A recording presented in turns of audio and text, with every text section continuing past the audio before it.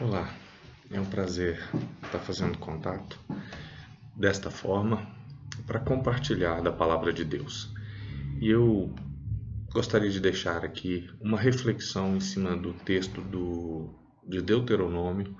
Deuteronômio é um livro muito importante dentro das Escrituras, é o último livro escrito por Moisés, é o quinto livro da Bíblia, e ele traz um resumo de toda a lei.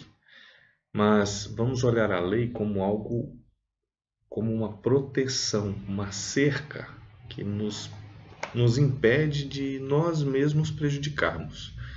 E Deuteronômio, então, responde uma pergunta muito importante que todo ser humano faz. A pergunta é: o que Deus quer de mim? O que Deus quer de você? O que Deus quer de você, afinal de contas? Todos os dias nós nos deparamos com circunstâncias, com situações e queremos saber a vontade de Deus.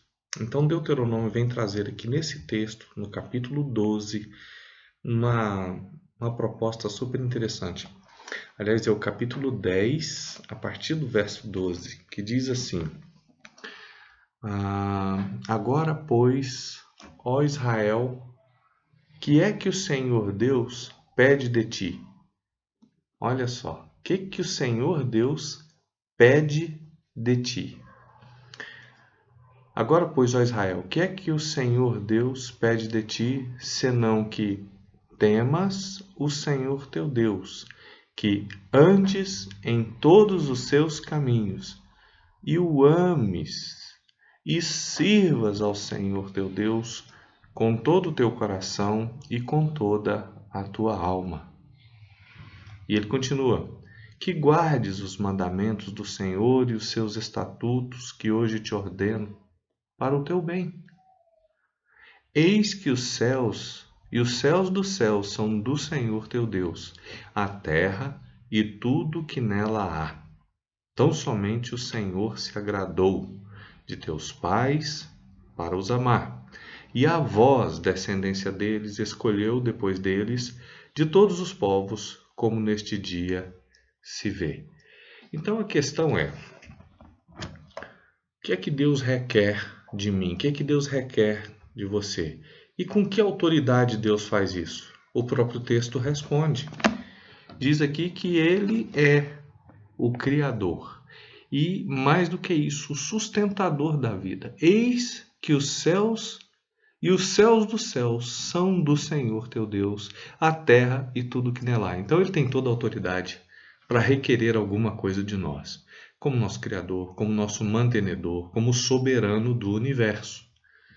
E o que é que Ele requer de ti? Ele citou 4 coisinhas muito específicas e muito pertinentes. Que o temas, que andes em todos os seus caminhos, que o ames e o sirvas de todo o coração e com toda a tua alma. Vamos dar uma destrinchadinha em cada um deles aqui. Raciocina aqui comigo. Temor. O temor é, acima de tudo, uma reverência, um respeito. Se nós olhamos para as autoridades constituídas na nossa própria família, um pai, um avô, a mãe, quantas e quantas vezes ao longo de nossa vida nós tivemos aquele respeito, aquela reverência, aquele temor. E é exatamente isso que Deus requer de nós, como nosso Deus, como nosso soberano, como nosso Criador. Ele quer que nós andemos em temor. E o que é temer a Deus? Uma das coisas que a própria Bíblia responde como sendo o temor a Deus, há um episódio na vida de Abraão em que ele é convidado, ou melhor, Deus o ordena a sacrificar Isaque no Monte Moriá. E Abraão tem uma viagem de 3 dias até chegar lá. Imagina você ficar 3 dias pensando nisso. E como naquela época era comum entre os pagãos, entre os povos, não existia nem escritura. O que se conhecia de Deus era um conhecimento que era de pai para filho, vindo desde Adão, passando por Noé, Sem, e à medida que foi chegando até a vida de Abraão, o que eles conheciam de Deus não estava escrito, estava apenas verbalizado de pai para filhos. Então não tinha nada ainda definido. E quando Deus então fala com Abraão e diz: olha, me dê como holocausto o seu filho, os povos pagãos já tinham práticas de alguns sacrifícios humanos, então não foi estranho a Abraão esse pedido. E Abraão então decide fazer isso, um filho da velhice, um filho do milagre, um filho da promessa, um filho extremamente amado e esperado. E Abraão então resolve obedecer, vai até o Monte Moriá com uma viagem de 3 dias, leva o menino, amarra o menino, coloca num altar e de repente estende o cutelo sobre o garoto. E naquele instante o anjo de Deus brada: Abraão, não toques no menino. Mas o que eu queria chamar a sua atenção é o que o anjo fala para Abraão. O anjo fala assim, lá no capítulo 22 de Gênesis, que tem essa história. Não toques no menino, porque agora eu sei que temes ao Senhor. Qual a conclusão que a gente pode tirar disso? Que temer a Deus é, acima de tudo, fazer qualquer coisa por Ele, na autoridade dEle, para Ele, entendendo que está dentro do projeto, Deus manda na minha vida. Então andar em temor, acima de tudo, é nestas circunstâncias. E quando Deus falou, agora eu sei que temes, na verdade, Deus já sabia. Quem não sabia era o próprio Abraão. E Deus então fala, agora eu sei que me temes, porque ele não negou o próprio filho, tipificando já um dia que o próprio Deus não negaria seu filho em favor da humanidade. Muito bem, então temer é a primeira coisa que Deus requer de você, andar em temor. E quem anda em temor e reverência e respeito para com Deus, vai ter já de início uma vida que não é ofensiva, não é agressiva, não é espalhafatosa, não é de exageros, seja em que área for. Então andar em temor é o que Deus requer. Segunda coisa que Deus requer, que está bem claro aqui, é que andes em todos os seus caminhos. Andar nos caminhos de Deus é uma coisa... É vivência. Isso é diário. E, aliás, raciocina comigo. O que seria andar, por exemplo, num caminho do mal? É muito simples da gente perceber. Andar com más companhias, andar em lugares duvidosos, lugares perigosos, com pessoas que estão se autodestruindo. Então, a partir do momento que a gente percebe Deus falando assim, ande nos meus caminhos, acima de tudo, o que a gente vai entender é que há um projeto, há um caminho. Se você entendeu que nasceu para temer a Deus e para andar nos caminhos de Deus, você já resolveu mais da metade dos problemas da sua vida. Porque a maioria dos nossos problemas são causados por nós mesmos. Nós mesmos cavamos e procuramos, porque não ouvimos as orientações de Deus. Andamos em caminhos trilhados e abertos por homens, não os caminhos identificados ou indicados por Deus. Então, nessa perspectiva, eu te desafio a olhar o seguinte, de novo para a vida de Abraão.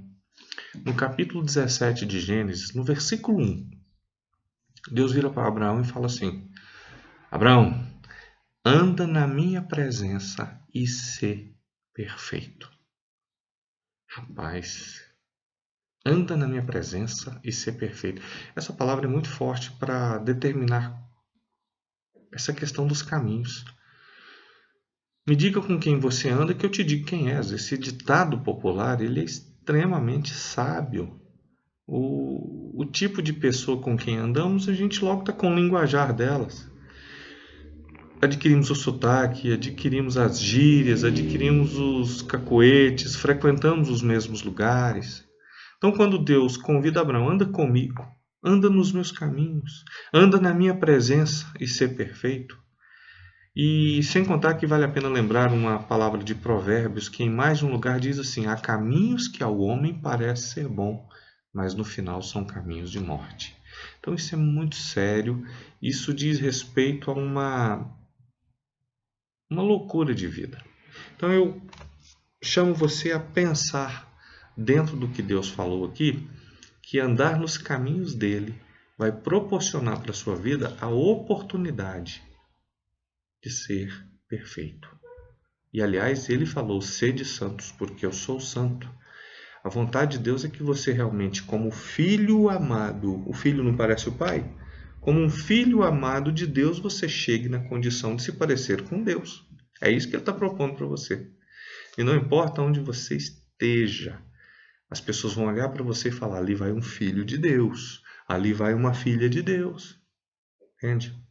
Terceira coisa que ele requer. O que é que o Senhor Deus requer de ti? É que o ames. Nossa. O ames. O amor, gente, é uma coisa tão poderosa. É o sentimento mais poderoso do universo. Foi em amor que Deus criou tudo. Foi por amor que Deus enviou Jesus. Um pai, uma mãe dá a vida por um filho. É um sentimento muito forte. E Deus requer isso de você. Você tem amado a Deus? Pensa comigo. Quanto Deus vale para você? Que sacrifício você já fez por Deus? O que você já rejeitou dizendo assim: eu prefiro Deus? Eu vou dar um exemplo. Você é capaz de assistir um filme que dura 3 horas, não é verdade? Você tem a capacidade de ficar 3 horas manuseando as Escrituras? Ou ficar 3 horas em oração? Você pode assistir um filme por dia, não pode? Você pode ficar o tempo de um filme por dia na presença de Deus? É muito sério isso. E amar a Deus sobre todas as coisas. Foi como Jesus falou: amarás o Senhor teu Deus, pois, de todo o teu coração, de toda a tua alma, com todo o teu entendimento e com todas as tuas forças. Abordou o ser humano por completo. E quando Jesus externa essa palavra de amar a Deus sobre todas as coisas, com a força, com o entendimento, de todo o coração e de toda a alma, ele não deu brecha para possibilidades extras, para negociações. Ou você ama ou você não ama. E amar a Deus é muito sério, porque é o ponto de partida para um relacionamento duradouro, um relacionamento de aliança. Já pensou ser aliançado com Deus? Aliança eterna. E ele comprou você através de Jesus. Jesus na ceia, ele pega o cálice, o pão, e diz: esse é o cálice da nova aliança. Uma aliança eterna, baseada em amor. Então, se ele requer que você o ame, é porque ele já te ama primeiro. Inclusive, foi dito aqui: tão somente o Senhor se agradou de teus pais para os amar, e na descendência isso se propaga. Deus nos ama poderosamente. Então, se ele requer de nós amor, é porque ele já fez isso primeiro. E um dos frutos do Espírito Santo na nossa vida é amor, alegria, paz, e a lista vai. Mas o primeiro ali colocado, amor.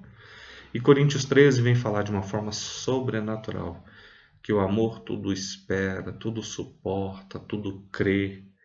O amor é paciente, é benigno, não se ufana, não se ensoberbece. Muito pelo contrário, o amor ele edifica, ele constrói. Então, se Deus requer que você o ame, é o ponto alto desse relacionamento. Se você teme, é capaz de andar nos caminhos. Se anda nos caminhos, é capaz de amar, porque amor é convivência. Tanto é que o primeiro da lista não é amor, é temer primeiro. Então, se eu temo e tenho muita reverência e respeito por Deus, aí eu tenho capacidade de andar nos caminhos dele. Entendimento suficiente para andar nos caminhos dele. E se eu ando nos caminhos dele, agora abriu oportunidade para relacionamento e automaticamente um genuíno e profundo amor. Aí vem a quarta coisa, que é uma consequência dos 3 anteriores. E sirvas ao Senhor teu Deus com todo o teu coração e com toda a tua alma. Sirvas. O serviço está diretamente relacionado à adoração. Está relacionado a você servir a Deus abençoando o próximo. Você quer servir a Deus? Lave os pés uns dos outros. Seja bênção na vida de alguém. Aliás, Deus falou para Abraão: se tu uma bênção. E nós somos descendentes de Abraão pela fé. Temos que ser bênção na vida dos outros. Servir a Deus é servir ao próximo. Mas você só está apto a servir se você passou pelos 3 estágios anteriores. Por isso que ninguém vai ser salvo por obras. Ele vai ser salvo porque tem uma aliança com Deus. Passou por um processo de transformação. É uma nova criatura em Cristo. Nasceu de novo. Tem muita gente fazendo obras e mais obras e boas obras, muito bem intencionadas, mas perdeu os outros 3. Então é temer, andar nos caminhos, finalmente amar. E aí você está prontinho para servir, e servir bem, e servir eternamente. Porque a adoração ela vai se estender para a eternidade. Ela não vai se limitar a essa vida. Então, se eu tenho uma palavra de Deus para vocês nesta hora, é exatamente nesse sentido. O que Deus requer de nós? Ó povo de Israel, ó povo de Deus, ó humanidade, o que o Senhor requer de ti? Senão que temas, andes nos seus caminhos, ames com toda a força e finalmente sirva. Eu vou esboçar algo aqui para ficar mais claro. Temer, andar nos caminhos, amar, servir. Estou fazendo um ciclo para ficar mais claro. Olha só. A partir do momento que você teme, aí finalmente você pode andar nos caminhos. A partir do momento que você anda, aí convive, é capaz de amar. E uma vez amando, você serve. Agora o detalhe é o seguinte, depois que você completou esse ciclo uma vez, você faz ele novamente, só que agora com mais profundidade. Porque se você chegou aqui nesse estágio, já está servindo a Deus, você vai temê-lo muito mais, porque o relacionamento ficou muito maior. E se você teme mais, o que vai acontecer? Você vai andar ainda mais nos caminhos do Senhor. E Ele falou com todas as letras o seguinte, que lâmpada para os meus pés e luz para os meus caminhos é a Tua palavra. Então é aqui o ponto em que as Escrituras vai ficar fazendo sempre sentido na sua vida. E aqui na prática, a relação diária, o amor acontece. E amando mais, vai servir mais. Então, se você completou o ciclo pela segunda vez, ele vem pela terceira, só que agora muito maior. Se eu estou aqui nesse estágio pela segunda vez, eu vou temer ainda muito mais, porque eu conheço, reverencio o Deus do universo, o Criador, o soberano, o Senhor, aquele que fala comigo, aquele que sustenta cada átomo da minha vida. Aí eu vou andar ainda mais nos caminhos, vou amar ainda mais, vou servir ainda mais. E assim, esse ciclo é eterno e vai sempre aumentando, porque cada vez eu vou temer mais, vou andar mais, vou amar mais e vou servir mais. Quer coisa melhor? Eu ando com o Senhor há mais de 40 anos. Há mais de 40 anos andando com o Senhor. E pode acreditar, com os altos e baixos da vida, mas cada vez temendo mais, alinhando mais os meus pensamentos e vontades aos caminhos dele, e podendo amá-lo, e podendo servi-lo. Então convido você, com toda a sua casa, a seguir aquilo que ele requer de você, que são essas 4 coisas. O único que tem a ganhar é você mesmo.